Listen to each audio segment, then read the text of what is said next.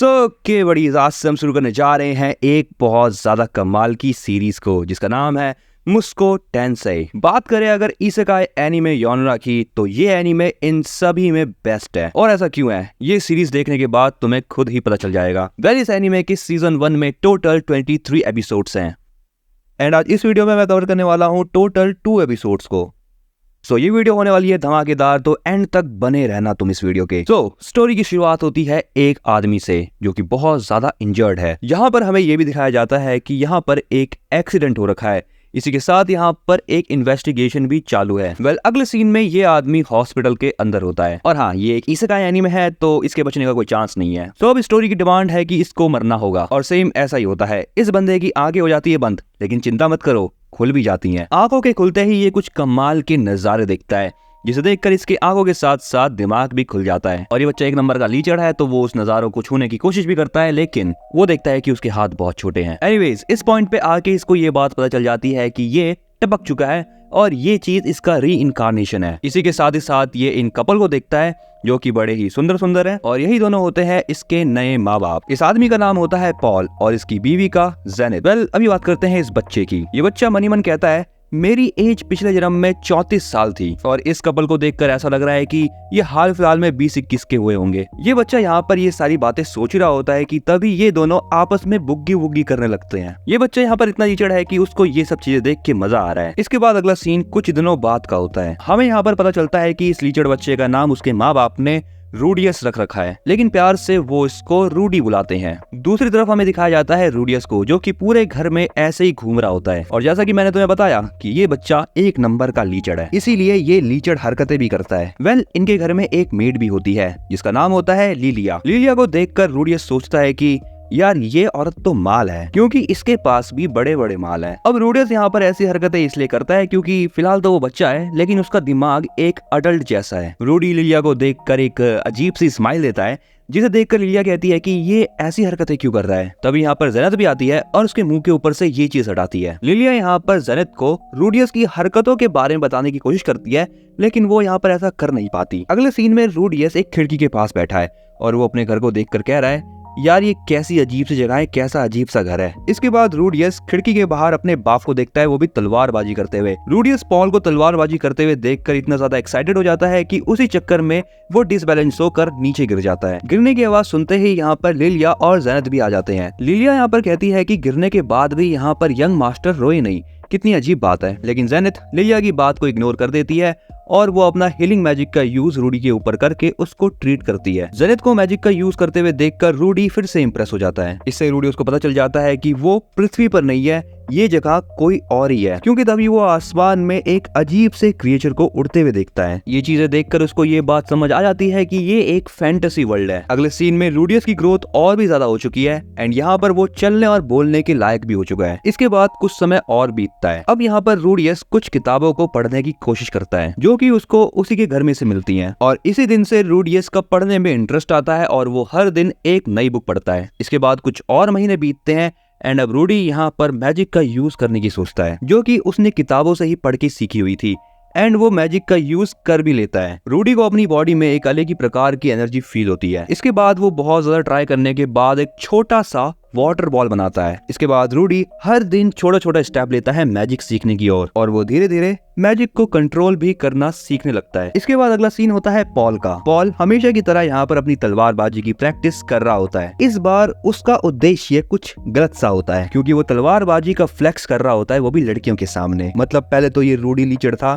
लेकिन हमें पता चलता है कि इसका बाप भी कम लीचड़ नहीं है। एनीवेज, वो यहाँ पर प्रैक्टिस कर ही रहा होता है कि तभी अचानक से उसके ऊपर एक छोटी सी वाटर बॉल आके गिरती है। वो यहाँ पर ये सोचता है कि आखिर ये वाटर बॉल आई कहाँ से, लेकिन उसको कुछ भी दिखाई नहीं देता। बट एक्चुअली में ये काम करा होता है रूडियस ने, जहाँ पर रूडियस के मैजिक पावर में थोड़ी सी इम्प्रूवमेंट हुई है और वो अच्छे से वाटर शूटिंग कर पा रहा है। इस चीज को लेकर यहाँ पर रूडियस बहुत ज्यादा खुश है। रूडियस अब यहाँ पर ये सोचता है कि अगर वो मैजिक का यूज ऐसे ही कर सकता है तो उसे मंत्र पढ़ने की क्या जरूरत है। बट तब भी यहाँ पर रूडियस बहुत ज्यादा क्यूरियस होता है और वो बुक से मंत्र पढ़ के मैजिक यूज कर लेता है, जिसके बाद उसके घर का एक हिस्सा टूट जाता है क्योंकि ये वाला मैजिक पिछले मैजिक से बहुत ज्यादा पावरफुल होता है। अब यहाँ पर ये हादसा देखने के बाद यहाँ पर पॉल, जेनिथ और लिलिया भी आ जाते हैं। पॉल को यहाँ पर ऐसा लगता है क्या अभी अभी यहाँ पर कोई मॉन्स्टर आया था क्या, लेकिन जेनिथ यहाँ पर उस किताब को नोटिस कर लेती है। जेनिथ इसके बाद रूडियस से कहती है क्या तुमने इस किताब को पढ़ा था? रूडियस यहाँ पर पहले थोड़ा सा हिचकिचाता है, लेकिन एंड में वो कहता है हाँ मैंने ही इसको पढ़ा था। ये चीज सुनने के बाद जेनिथ यहाँ पर बहुत खुश हो जाती है, क्योंकि वो खुद भी एक मैजिक यूजर है। लेकिन पॉल कहता है इसमें खुश होने की क्या बात है, एक नॉर्मल सा मैजिक ही तो था ये। अब इस चीज को लेकर यहाँ पर इन दोनों के बीच में बहस हो जाती है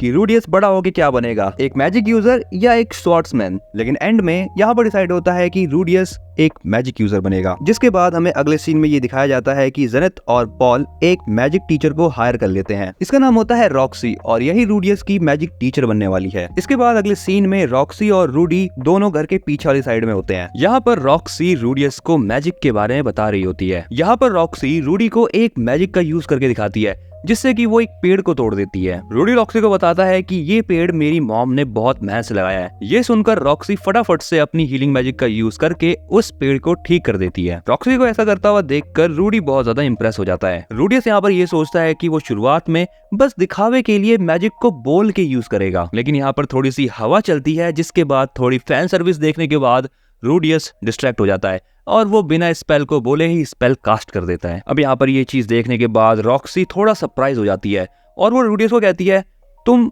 बिना मैजिक बोले ही मैजिक यूज कर सकते हो। अब यहाँ पर रॉक्सी एक स्माइल देते हुए कहती है कि इस बच्चे को मैजिक सिखाने में मजा आने वाला है। अगला सीन होता है डिनर का, और डिनर के साथ साथ ये एक वेलकम पार्टी भी होती है रॉक्सी के लिए। अपनी फैमिली के साथ इतना ज्यादा एंजॉय करते हुए रूडियस सोचता है ये तो एक सपने की तरह है। और ये चीज देखते हुए रूडियस यहाँ पर डिसाइड करता है कि अपनी पिछली लाइफ में वो एक निकम्मा था, लेकिन इस बार वो अपनी लाइफ एकदम तबाहीदार तरीके से जिएगा। इसके बाद हमें अगले सीन में रूडियस की एक बैक स्टोरी दिखाई जाती है, जहाँ पर हमें दिखाया जाता है एक मोटे से बंदे को जो कि अपने घर में पड़ा हुआ है, लाइटें सारी बंद है और वो कुछ तो देख रहा है। लेकिन तभी यहाँ पर दो लोगों की एंट्री होती है जो कि उसके रूम के अंदर ऐसे ही घुस जाते हैं। हाँ तुम सही समझे, इसके रूम में लॉक भी नहीं लगा हुआ था। इन दोनों आदमियों के हाथ में बेसबॉल बैट होता है, जिससे कि हमें समझ जाना चाहिए कि ये इसको पप्पी लेने तो आए नहीं होंगे। ये दोनों उससे ज्यादा बातचीत नहीं करते और आते ही उसमें भुस्से भर देते हैं। ये लोग खाली उस मोटे बंदे को नहीं तोड़ते, इसी के साथ उसका टीवी भी तोड़ते हैं। खैर इतनी ज्यादा कुटाई करने के बाद वो वहां से जाते नहीं है, उल्टा उसी मोटे बंदे को रूम से बाहर निकाल देते हैं। वो मोटा आदमी वहां से ज्यादा दूर जाता नहीं है, लेकिन तभी उसको एक टीनेजर्स का ग्रुप दिखाई देता है जो कि आपस में बकवास कर रहे होते हैं। ये ग्रुप अपनी बकलोली में इतना ज्यादा मग्न होता है कि इनको आता हुआ ट्रक भी दिखाई नहीं देता। अब ये मोटा बंदा उनको बचाने की कोशिश करता है, लेकिन ये बेवकूफ होता है एक नंबर का, क्योंकि इसका खुद ही एक्सीडेंट हो जाता है उस ट्रक से। एंड हमें ये पता चलता है कि ये रूडियस की पास्ट लाइफ होती है जो कि बहुत ज्यादा बेकार होती है। अब इसके बाद सीन प्रेजेंट में शिफ्ट होता है, जहाँ पर रूडियस मैजिक का यूज करके कुछ तो कर रहा होता है, और इसी बीच में उसे पॉल और जेनिथ की आवाज आती है, और ये आवाजें बेडरूम से आ रही होती हैं, और ये आवाजें ठीक ठाक होती हैं, मतलब समझ जाओ वैसी वाली। तो हमें पता है कि रूडियस एक लीचड़ बंदा है, तो उसके मन में विचार आता है कि वो क्यों ना उस बेडरूम में जाए। वो ऐसा करता है और वो जैसे ही रूम की तरफ आगे बढ़ता है, तभी उसको रूम के बाहर रॉक्सी दिखाई देती है, जिसका अलग ही सीन चालू है। रॉक्सी को वहां पर कुछ उल्टी सीधी हरकतें करता हुआ देखकर रूडी आगे नहीं बढ़ता और वो वापस अपने कमरे में चला जाता है। इसके बाद हमें अगले सीन में दिखाया जाता है कि रॉक्सी को आए हुए 6 महीने बीत चुके हैं, और हाँ रूडियस भी अच्छा खासा मैजिक का यूज करना सीख चुका है। इसके बाद अगले सीन में रॉक्सी रूडियस को मैजिक के बारे में कुछ पढ़ा रही होती है, लेकिन रूडियस का ध्यान कहीं और ही होता है। इस बंदे ने अपनी लीचड़पंती रॉक्सी के ऊपर भी झाड़ना शुरू कर दी है। एनीवेज यहाँ पर रॉक्सी कुछ समझा रही होती है, और ये ससुरा रूडियस कुछ समझे ना समझे यूरोसेजी जरूर समझेगा। रॉक्सी यहाँ पर ये बता रही होती है कि मैजिक का यूज सबसे पहले स्पिरिट्स क्या करते थे, और उन्हीं स्पिरिट्स से ही ह्यूमन ने मैजिक को सीखा, जिसके बाद ह्यूमन वर्सेस डीमन वॉर में ह्यूमंस ने मैजिक का यूज डीमंस के ऊपर करा। ये सुनने के बाद रूडियस सरप्राइज होकर रॉक्सी से कहता है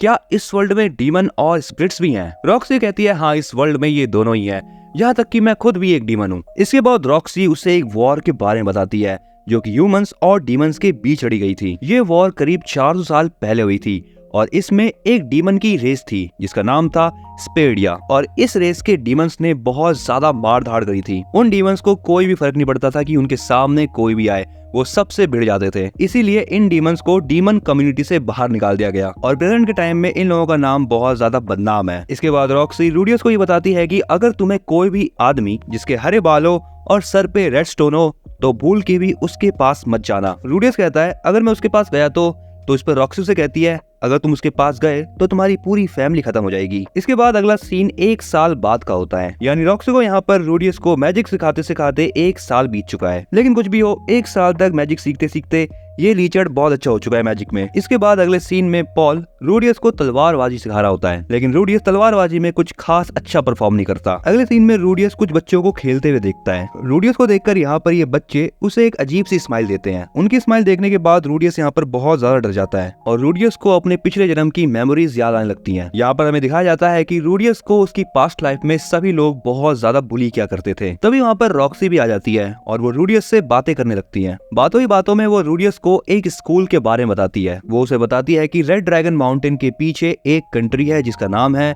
रेनोवा, और उसी कंट्री में एक यूनिवर्सिटी है जिसका नाम है रेनोवा यूनिवर्सिटी। वो यूनिवर्सिटी बेस्ट है मैजिक को सीखने के लिए, इसलिए मैं तुम्हें रिकमेंड करती हूँ कि तुम उसी यूनिवर्सिटी में पढ़ाई करने जाओ। इसके बाद अगला सीन कुछ दिनों बाद का होता है जहाँ पर रूडियस का बर्थडे भी है। कमाल की बात यहाँ पर यह है कि इस वर्ल्ड में हर साल ही 5 साल में एक बार बर्थडे बनाया जाता है और यहाँ पर केक कटिंग नहीं हो रही, जिसे देखकर मुझे बहुत बुरा लग रहा है। हटाओ यार, ये सब केक का है वो बताओ ना। वेल, रूडियस को केक नहीं मिलता लेकिन उसे गिफ्ट्स बहुत अच्छे मिलते हैं। सबसे पहले बात करते हैं पॉल के गिफ्ट की। तो यहाँ पर पॉल रूडियस को एक तलवार देता है। वेल, वो तलवार तो देता ही है लेकिन ज्ञान भी बहुत फैलता है इसी के साथ। लेकिन तभी जेनिथ आके उसकी बकवास को रोक देती है। एंड अगला गिफ्ट होता है जेनिथ का। जेनिथ रूडियस को मैजिक की किताब देती है। मैजिक की किताब देखकर रूडियस बहुत ज्यादा खुश होता है लेकिन पॉल नहीं। अगला गिफ्ट होता है रॉक्सी का। रॉक्सी रूडियस को एक मैजिक स्टिक देती है और इसी के साथ वो कहती है कि ये वाली स्टिक तुम्हारे मैजिक को एम्पलीफाई करने में मदद करेगा। रॉक्सी के गिफ्ट से भी रूडियस बहुत ज्यादा खुश होता है। रॉक्सी रूडियस को कहती है कि मैं तुम्हें सब कुछ सिखा चुकी हूँ और अब मेरे पास तुम्हें सिखाने के लिए कुछ भी नहीं है, तो इसीलिए कल तुम्हारा फाइनल एग्जाम होगा। अगले सीन में रूडियस एक खिड़की के पास बैठा होता है और अपनी पास्ट लाइफ को याद कर रहा होता है। उसे याद आता है कि लोग उसकी कितनी ज्यादा बेइज्जती किया करते थे, साथ ही में उसको बहुत ज्यादा बुली भी किया करते थे। इसीलिए रूडियस को अपने घर से बाहर जाना ज्यादा पसंद नहीं था। इसके बाद अगला सीन सुबह का होता है। यहाँ पर रॉक्सी रूडियस को विलेज से थोड़ा बाहर ले जाने की तैयारी कर रही होती है, लेकिन रूडियस बाहर जाने के मूड में दिखाई नहीं दे रहा। लेकिन पॉल उसे समझाता है कि डरने की क्या बात है, ये ले पी माउंटेन ड्यू और क्या डर की।